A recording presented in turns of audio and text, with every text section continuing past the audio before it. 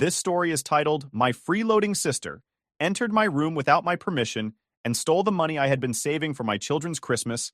Now she'll be spending Christmas in jail. Hey everyone, before we jump into today's video, I need your help. We've noticed the channel is losing some traction, and subscribing is one of the best ways you can support us. It's quick, free, and it helps us keep bringing you awesome content. Your support means the world. Let's keep this channel growing together. Thanks so much. Now let's start the video.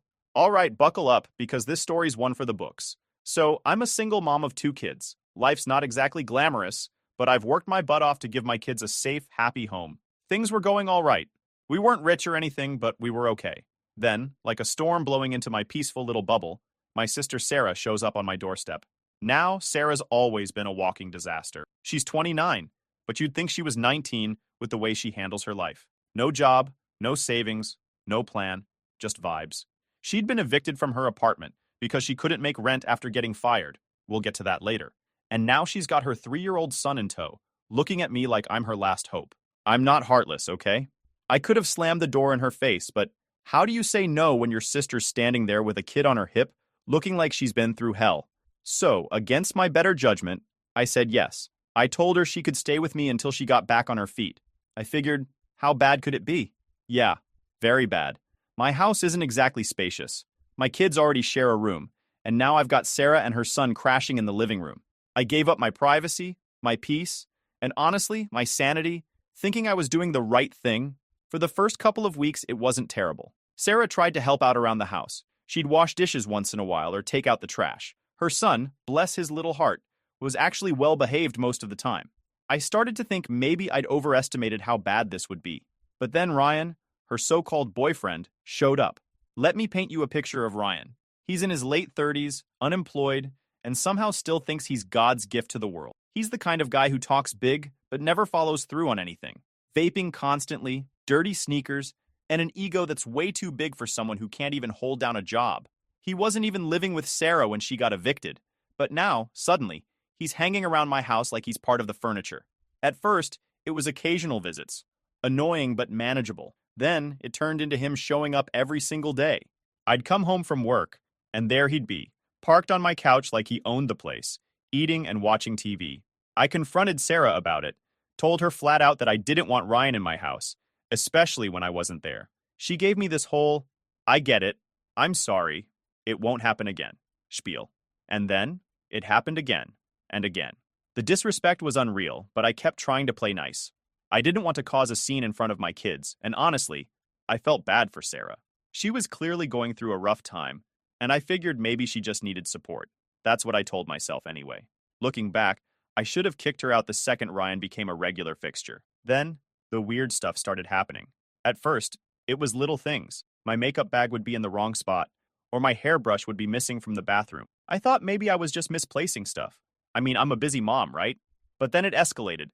I came home one day and found my closet door wide open. Now, I'm super anal about my closet.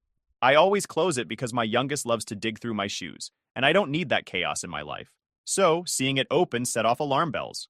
I asked my kids if they'd been in my room, and they swore up and down they hadn't. I believed them because, honestly, it didn't feel like something they'd do. My oldest is 10 and knows better, and my youngest is too scared of mom's mean voice to sneak into my room. That left one other possibility. Sarah. But I didn't have proof, and confronting her without proof felt messy.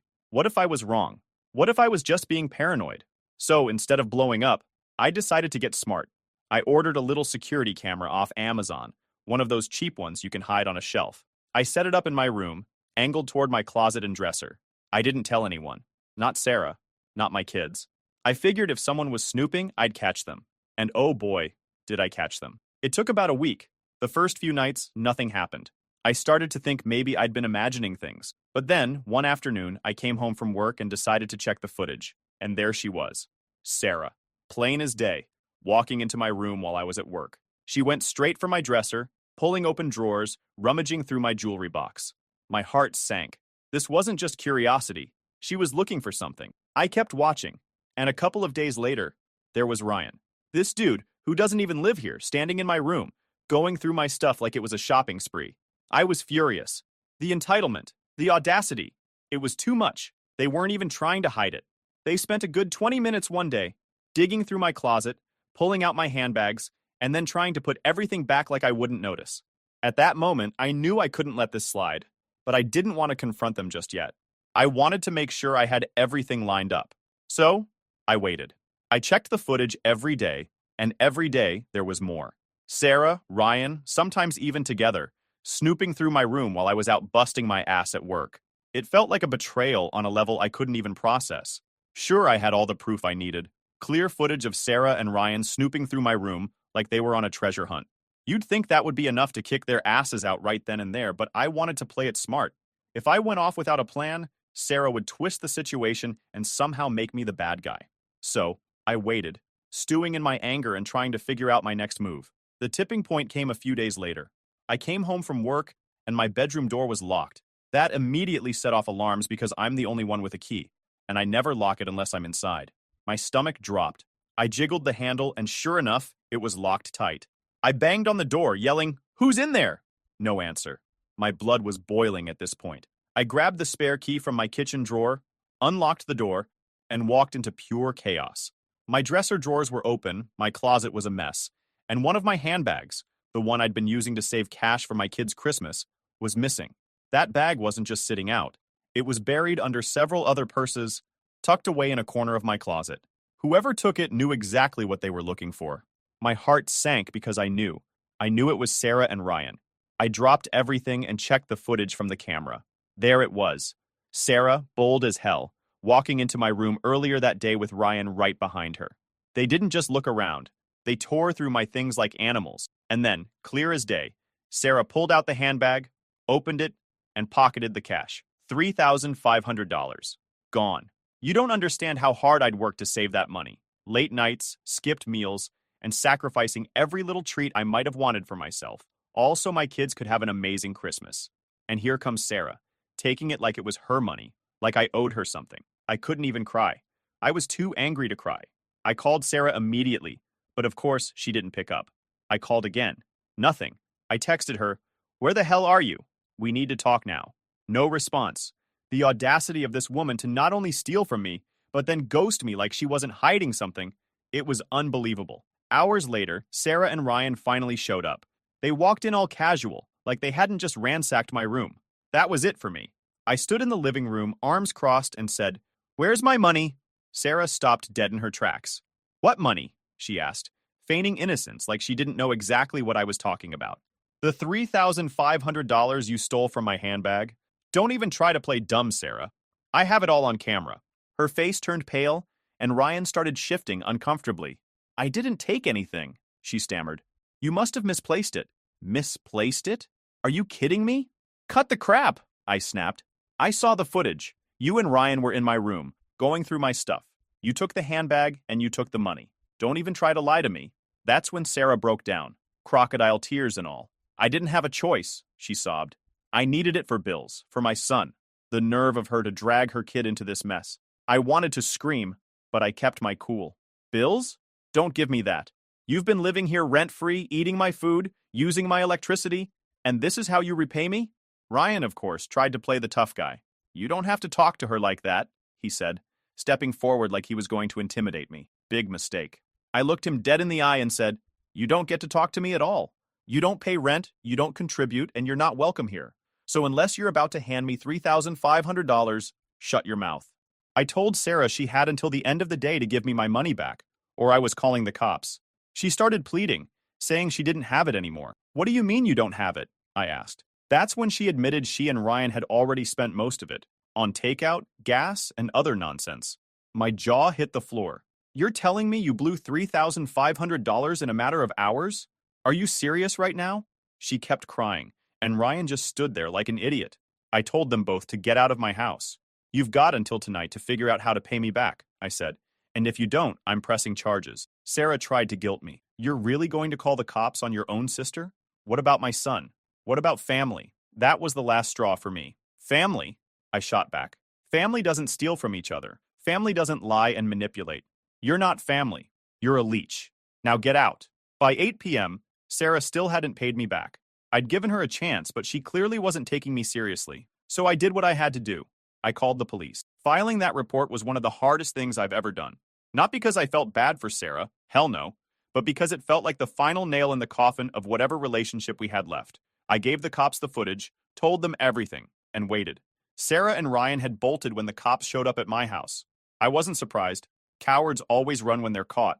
The police took down all the details and put out a warrant for their arrest. The cops left my house after filing the report, telling me they'd do their best to track down Sarah and Ryan. I stood there, looking around at my now quiet living room, feeling this weird mix of anger, betrayal, and, honestly, relief. It wasn't over, not by a long shot, but at least I'd taken a step to protect myself and my kids. I just didn't expect how messy it was about to get. The next morning, I was getting my kids ready for school when my phone buzzed. A number I didn't recognize popped up. I almost ignored it, but something told me to answer. "Hello?" I said. "It's Sarah," she mumbled. Her voice sounded small, like she'd just woken up or been crying all night. "Please don't do this. I didn't mean to steal the money, it's just, Ryan made me do it. You know how he is." There it was. The classic blame game. I wasn't falling for it. "Don't even try that, Sarah," I said. "You're a grown-ass woman. You made a choice. You went into my room, you took my money, and now you're dealing with the consequences." She started sobbing, going on about how she had no place to go, how Ryan was angry with her, and how she was worried about what would happen to her son. And okay, I'll admit, there was a tiny part of me that felt bad for her. Not for what she did, but for the fact that she'd let her life spiral so far out of control. But then I remembered what she did to me and my kids, and that sympathy disappeared real quick. "I've already called the cops, Sarah," I told her. "You and Ryan need to turn yourselves in. You don't get to just run away from this." Her tone flipped in an instant. "You're really doing this to your own sister? After everything I've been through?" That was it. I hung up. I wasn't about to let her manipulate me into dropping the charges. If she wanted to play victim, she could do it in front of a judge. But of course, Sarah wasn't going down without causing more drama. Later that day, I got another call, this time from my dad. Now, my dad's not exactly the step up and handle things type. He's more of a stay out of it until it gets too loud to ignore guy. So when he called, I already knew what he was going to say. "Can't we handle this as a family?" he started. "You know Sarah's had a tough time. Maybe she made a mistake, but calling the cops? Isn't that a bit much?" "Dad," I said, trying to keep my voice steady, "this isn't about a mistake. She stole $3,500 from me. That's not a mistake. That's a choice. And it wasn't just the money. She's been lying, sneaking around, and letting Ryan disrespect my home. I've put up with enough." He sighed, that heavy, disappointed dad sigh. "But she's your sister, and I'm her sister," I shot back. "Did that stop her from stealing from me? Did she think about my kid's Christmas when she took that money? She didn't care about anyone but herself." He didn't have much to say after that. Typical. He just mumbled something about hoping we could work it out and hung up. I was so frustrated I had to step outside just to breathe for a minute. Family can really push your buttons in ways no one else can, you know? Meanwhile, Sarah and Ryan were still on the run. The cops couldn't find them, and no one in the family seemed to know, or wanted to admit they knew, where they were. I figured they were holed up somewhere, hoping this would all blow over. But then, 2 days later, Sarah made the dumbest move possible. She came back to my house. The next morning, around 10:30 a.m., I heard a knock at the door.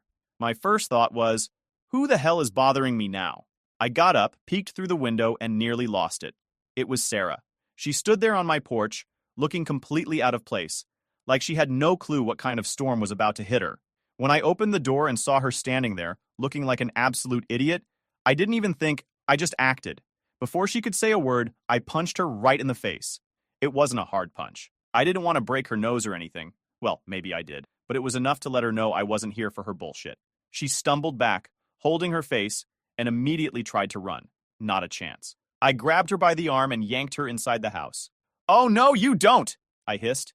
"We're having this conversation right now."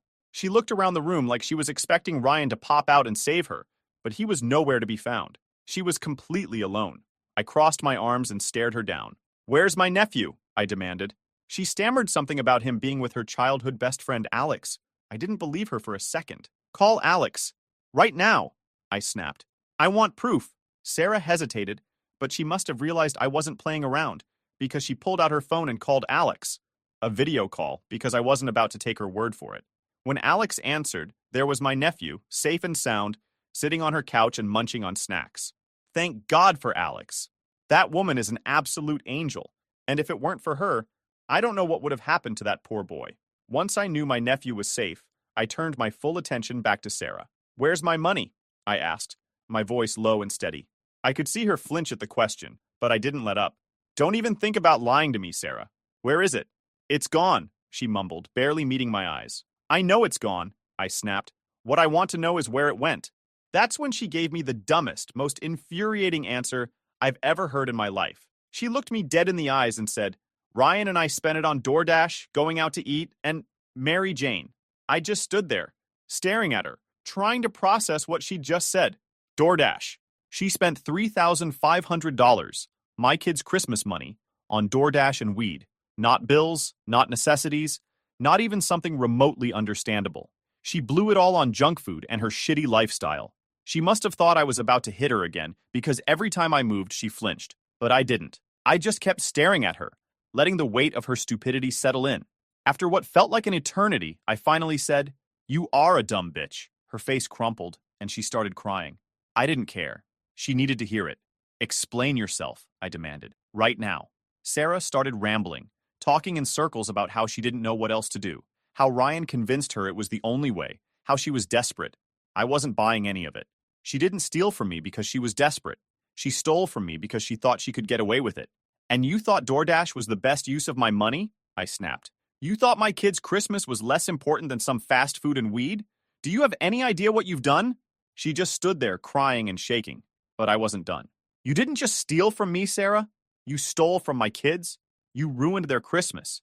You ruined everything I worked so hard to give them. And for what? A bag of food? And a high? Her sobs got louder, but again, I didn't care. I was too angry, too hurt to feel sorry for her. You're pathetic, I said. Absolutely pathetic.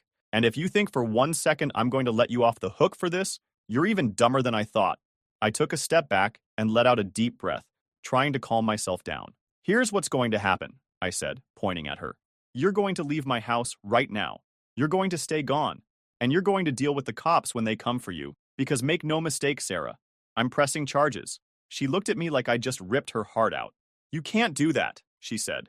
You can't call the cops on your own sister. Watch me, I said. Sarah was still standing in my living room, looking like a deer caught in headlights. The audacity of her even showing up at my house after everything was mind-blowing. But what she said next took things to a level I wasn't prepared for. I wasn't looking for your money, she mumbled. I was looking for your handgun. The sound of my heart pounding in my chest was the only thing to be heard. My handgun? She was looking for my handgun? I carry it with me everywhere because I have a concealed carry license, and the idea of her or Ryan getting their hands on it made my blood run cold. What the fuck are you talking about, Sarah? I asked, my voice sharp enough to cut glass. She fidgeted, avoiding eye contact. Ryan thought we could use it to go to my old job and, scare them a little. Get revenge for firing me. I stared at her, dumbfounded. Are you kidding me right now? You were going to take my gun to threaten someone at your old job? What the hell is wrong with you? She stammered something about how it wasn't really her idea, how Ryan convinced her it was the only way to make things right, but I wasn't buying it. You're a grown-ass woman, Sarah, I snapped. You don't get to hide behind Ryan. You made a choice, just like you made a choice to steal from me. Then something clicked in my brain. Why were you fired anyway? I asked. You told everyone it was because of layoffs. Her face flushed, and she started stammering again, trying to come up with an excuse, but I wasn't letting her off the hook. Tell me the truth, Sarah. Right now. She finally broke. Okay, fine, she said, crossing her arms like a petulant teenager. I got fired because me and a few coworkers were taking stuff from the registers. My jaw hit the floor. You mean stealing? I said, my voice dripping with disbelief. You were stealing. It wasn't that much, she muttered. And we weren't even paid enough anyway. We wanted free merchandise since the discount wasn't enough. I couldn't believe what I was hearing. She was making $19, $50 an hour at a small, family-owned grocery store, and she thought she was entitled to more? How much did you take? I demanded. About $690, she admitted, though the way she said it made me think it was probably more. And your boss let you off with just paying it back? I asked, incredulous. She nodded. Yeah, but I didn't pay it back. I couldn't. That's when Ryan said... I cut her off. Stop blaming Ryan. This is your mess, Sarah. And you just keep making it worse. She looked down at the floor, her lip trembling like she wanted to cry again. But I wasn't done. And why were you evicted? I asked. Let me guess. You couldn't pay rent, right? Her head snapped up, and she looked panicked. That wasn't my fault, she said quickly. The landlord didn't like Ryan staying there. I raised an eyebrow. What does that have to do with anything? She hesitated before finally admitting the truth. I told the landlord that if he didn't let Ryan stay, I'd get some people to rough him up. I couldn't help but laugh, not because it was funny, but because I was so disgusted that I didn't know what else to do. So you threatened your landlord, I said. That's why you got evicted? She nodded, her face flushed with shame. He filed a police report and gave me 10 days to leave. I stared at her, absolutely floored by the sheer stupidity of her action. And where was your son during all of this? I asked, my voice cold. He was with Alex, she said quietly. Ryan didn't want him around, so I dropped him off there. That was it. That was the moment I snapped. All the anger, frustration, and betrayal that had been building up inside me exploded. You abandoned your son? I yelled. You dumped him on Alex so you could run around with Ryan, stealing and threatening people? She tried to say something, but I wasn't done. Do you even realize what a terrible mother you are? You don't deserve that kid, Sarah. He's better off with Alex. Hell, he's better off with anyone but you. I told her right then and there that I was going to help Alex get custody of her son. He deserves better, I said. And you clearly can't provide that. She started sobbing harder, but I was unmoved. You're going to jail, I told her. And Ryan is too. I'm done protecting you. You've brought this all on yourself. At this point, I was yelling so loud that I'm pretty sure the neighbors heard me. A few minutes later, there was a knock at the door. I opened it to find 2 police officers standing there, looking concerned. Is everything okay? One of them asked. We had a call from one of your neighbors about a disturbance. I was going to do that anyway. So, thank you to my neighbors. The officers looked between the two of us, clearly trying to assess the situation. Do you need any assistance? One of them asked. I looked back at Sarah, and I felt my anger surge again. No, everything is not okay, I said, my voice steady but firm. Let me tell you exactly what's going on. I proceeded to lay it all out for the officers, how Sarah and her boyfriend Ryan had stolen $3,500 from me, how I had footage of them rifling through my room, and how she had the audacity to show up at my house today, trying to weasel her way out of it. Sarah tried to interrupt, but I wasn't having it. Don't even try, I snapped at her. They'll see the footage for themselves. The officer nearest to Sarah looked at her and asked, Is this true? And then she pulled her most predictable move yet. She tried to play the victim. She gave me the money, Sarah said, her voice all shaky like she was about to cry. She just forgot. I was only here to talk things out. I nearly lost it. You're unbelievable, Sarah, I said, my voice rising. I gave you nothing. You stole it, and I've got it all on camera. The officer raised a hand to calm me. All right, let's sort this out, he said. Do you have that footage handy? I told them the previous officers already had the footage, and they nodded, noting it in their report. One officer asked Sarah for her ID and stepped outside to run her name. Less than 2 minutes later, he came back inside. Ma'am, he said to Sarah, you've got a warrant out for your arrest. I'm going to need you to stand up. Sarah's face turned white. A warrant? For what? She sputtered. For failure to pay back stolen money to your former employer, he replied. We're taking you in. I should have felt bad seeing my sister get cuffed right there in my living room, but all I felt was a deep sense of justice. Actions have consequences, and she'd been dodging hers for far too long. As the police prepared to take her outside, they searched her and found some cash in her pocket. One of the officers handed it to her and asked, Is this all you've got? Sarah, in her infinite stupidity, turned to me and said, Here, take this back.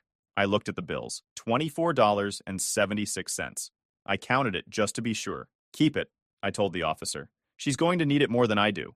The officer asked Sarah how she got to my house, and she reluctantly admitted that Ryan had dropped her off. Where's Ryan now? The officer asked. She hesitated before finally mumbling, He's parked around the corner. The officer went to check, and sure enough, Ryan was sitting in the car, knocked out like he didn't have a care in the world. When they woke him up and ran his name, they found his record was even worse than Sarah's. He was cuffed on the spot and tossed into the back of another squad car. With both of them finally out of my house, I closed the door and let out a long breath. I should have felt relief, but instead, I just felt exhausted. How did it even get to this point? Sarah's mom, who, for the record, isn't my mom, called me later that night and lit into me like I was the villain of the century. How could you do this to her? She screeched. She's your sister. You're ruining her life. I let her finish her rant before calmly replying, If you'd raised her right, maybe we wouldn't be here. But you didn't, and now she's my problem. And trust me, I'm handling it. She called me a bitch and hung up. I blocked her number immediately. If she wanted to bail Sarah out, she could do it on her own dime. I wasn't lifting a finger to help anymore. The court hearings wrapped up last week, and let me tell you, it was a ride watching Sarah try to weasel her way out of accountability. The judge wasn't having any of it. Between the footage of her and Ryan breaking into my room, her own recorded confession about looking for my handgun, and the testimony from her former employer about her stealing from the grocery store, she didn't have a leg to stand on. Her crocodile tears and excuses about doing it for her son fell on deaf ears. The sentencing came down to this. Sarah was sentenced to 18 months in jail and was also ordered by the court to pay restitution. This sentence came for theft and breaking and entering, with a possibility of parole after 12 months if she demonstrates good behavior. Ryan, on the other hand, got hit harder, 2.5 years behind bars for his prior record and involvement in the whole scheme. Apparently, his record had more skeletons than we knew about, including outstanding warrants for fraud and possession of stolen property. The best news out of all of this? Alex now has full custody of my nephew. The court didn't even hesitate once the truth came out about Sarah abandoning him while on the run with Ryan. Between that and the testimonies from family and the neighbors who'd seen Alex taking care of him, it was clear Alex was the best choice. For all the chaos Sarah caused, I'm glad this chapter of my life is over. She'll be spending her Christmas in jail.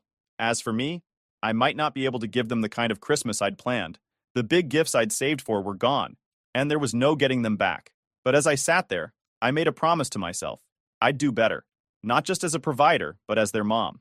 So Reddit, if you're wondering if it was worth it, yes, it absolutely was. My sister tried to take everything from me, but in the end, justice won. Now I can finally focus on what really matters, my family and my future.